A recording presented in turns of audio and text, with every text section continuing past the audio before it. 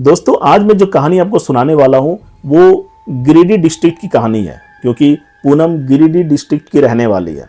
झारखंड में एक डिस्ट्रिक्ट है गिरिडीह, वहां की ये घटना है जो आज मैं आपके साथ शेयर करने वाला हूं। करीबन आज से 10 साल पहले जब पूनम की शादी नहीं हुई थी, पूनम की एक फ्रेंड थी, क्या नाम था उसका? रोमा। पूनम की जो फ्रेंड थी रोमा और पूनम दोनों बहुत ही क्लोज फ्रेंड्स थे और कॉलेज एक ही कॉलेज में पढ़ना। और उसका जो गांव था वो थोड़ा दूर था पूनम के गांव से, उसके गांव का नाम था मिर्चिया टाड़। रोमा का जो गांव था मेरे गांव से 4 या 5 किलोमीटर के दूरी में था। तो रोमा जो थी वो एक अलग गांव में रहती थी और पूनम का जो गांव था वो अलग था, लेकिन दोनों एक साथ एक ही कॉलेज में पढ़ते थे, जिसकी वजह से मिलना जुलना अक्सर होता था। रोमा बहुत ही चुलबुली लड़की थी। मीन्स रोमा को गांव में अगर कोई पेड़ दिख जाए तो उस पेड़ पर पत्थर मारकर उसके फल को तोड़कर खाना उसे बहुत पसंद था। कभी आम का पेड़ दिख जाता था रोमा को, कभी बैर का, कभी इमली का, कभी खजूर का, और वो पत्थर मारकर जब तक फल को तोड़कर नहीं खाती थी तब तक रोमा को का मन नहीं लगता था, जिसकी वजह से वो अपने घर में कई बार डांट सुन चुकी थी। क्योंकि जब भी वो कॉलेज से आती वो सबसे पहले किसी न किसी पेड़ के पास चली जाती और फल तोड़ती खाती, जिसमें वो अच्छा खासा समय जो है अपना बर्बाद कर देती थी। और जब वो घर पहुंचती थी देर से तो रोमा के जो पेरेंट्स होते थे वो रोमा को बहुत डांटते थे। जो रोमा का जो कॉलेज था ना वो पहाड़ी इलाके में था। गिरिडीह पूरा पहाड़ी है ना, उधर से आने टाइम जंगल थोड़ा पड़ता है। जो भी पेड़ रोमा को दिखता, बच्चों की आदत होती है, हम लोगों की भी आदत हुआ करती थी गांव में। जब कोई पेड़ दिखता था तो पत्थर मार के हम लोग जब तक फल को तोड़ते नहीं थे और फल को खाते नहीं थे हम लोगों को चैन नहीं मिलती थी। तो वही आदत रोमा के अंदर भी थी, क्योंकि ये कहानी आज से 10 साल पुरानी है, जब ये लोग कॉलेज में पढ़ा करते थे। तो उस समय जो रोमा की उम्र थी वो लगभग 19-20 साल हो रही थी। मिर्चिया टाड़ जो गांव था, उस गांव के किनारे एक तालाब हुआ करता था और उस तालाब के पास एक इमली का पेड़ था। और पूरे गांव में ये फैला हुआ था मिर्चिया टाड़ में कि उस इमली के पेड़ के पास किसी को नहीं जाना है, क्योंकि वहां पर एक चुड़ैल का वास है, जिसकी वजह से कोई भी उस तालाब के किनारे उस इमली के पेड़ के पास नहीं जाता था। सारे गांव वाले उस पेड़ से डरते थे। लेकिन क्योंकि रोमा बहुत चुलबुली थी, उसे जिस भी काम के लिए मना किया जाता वो उस काम को करके रहते थे। गांव वाले उसको मना करते थे कि तुम्हें उस इमली के पेड़ के पास नहीं जाना है। लेकिन रोमा मन ही मन में प्लान बना चुकी थी कि वो एक दिन उस इमली के पेड़ के पास जाकर इमली जरूर तोड़ेगी। एक दिन पूनम रोमा के साथ कॉलेज से घर आ रही थी। एक दिन की बात है जब कॉलेज की छुट्टी जो है वो 1 घंटे पहले हो जाती है। रोमा को समय मिल चुका था।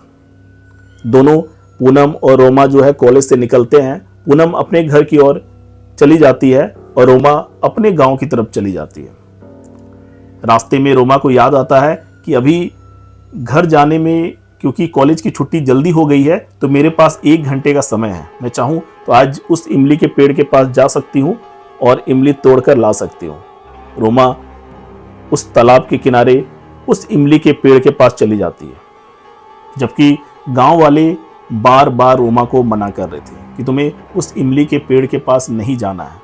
उस इमली के पेड़ में एक चुड़ैल का वास है। लेकिन रोमा इन बातों को नहीं मानती है।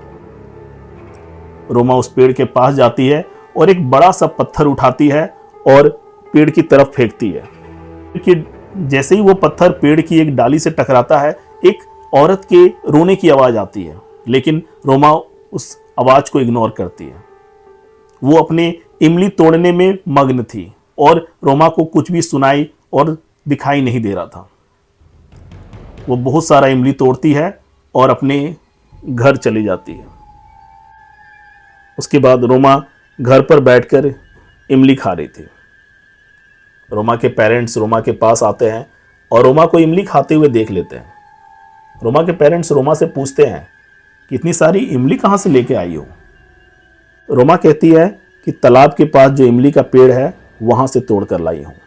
रोमा के पेरेंट्स बहुत गुस्सा करते हैं कि तुमको उस पेड़ के पास जाने के लिए मना किया गया था, फिर तुम उस पेड़ के पास क्यों गए? दोस्तों, रोमा के बिहेवियर में बदलाव आ चुका था। वो चाहती तो बात को छुपा सकती थी, लेकिन रोमा ने बात को नहीं छुपाया, क्योंकि रोमा के व्यवहार और एक्टिविटी में बहुत बदलाव आ चुका था। रोमा अजीबोगरीब हरकतें कर रही थी। वो सीधे मुंह अपने पेरेंट्स से बात भी नहीं कर रही थी।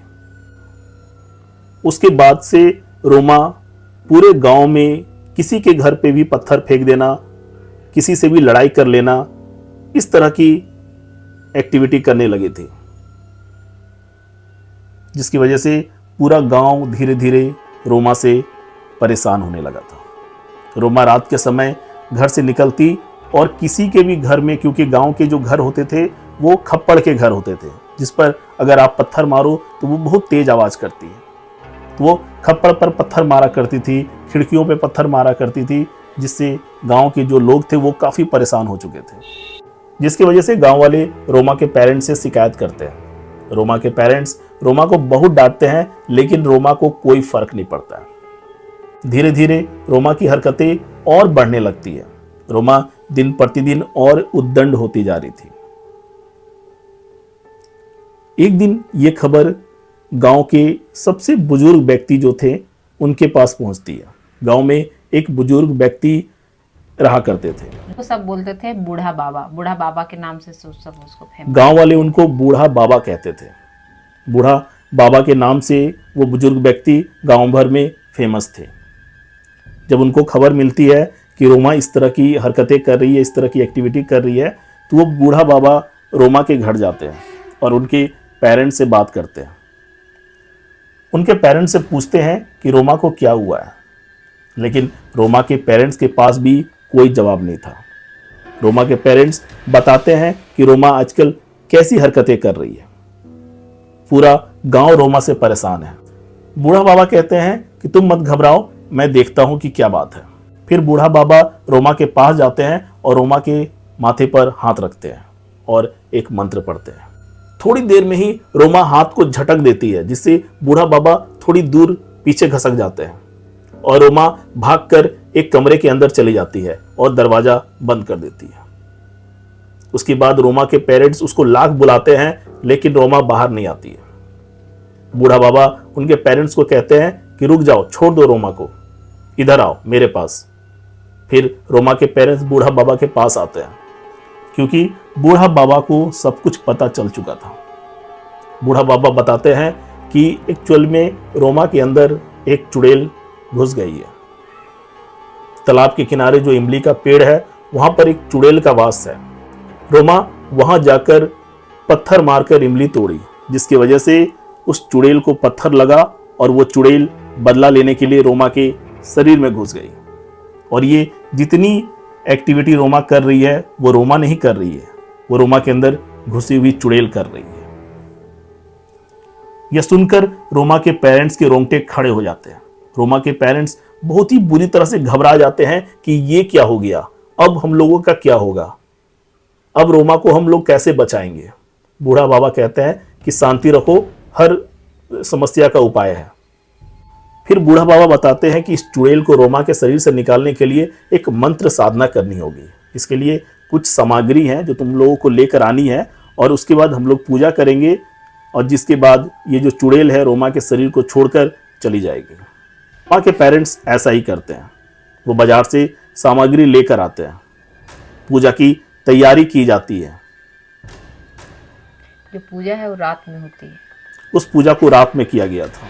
एक तरफ बूढ़ा बाबा बैठते हैं, दूसरी तरफ उनके जो रोमा के जो पेरेंट्स थे वो, और बाएं साइड में रोमा को बैठाया जाता है। रोमा पूजा में बैठने के लिए राजी नहीं थी, मीन्स वो बैठना नहीं चाह रही थी। जबरदस्ती रोमा के जो पेरेंट्स है रोमा के हाथ को पकड़कर पूजा के पास बैठाते हैं। फिर पूजा शुरू की जाती है। बूढ़ा बाबा मंत्र पढ़ना शुरू करते हैं। मंत्र पढ़ते पढ़ते 1 घंटा गुजर चुका था। रोमा का चेहरा बिल्कुल लाल हो चुका था।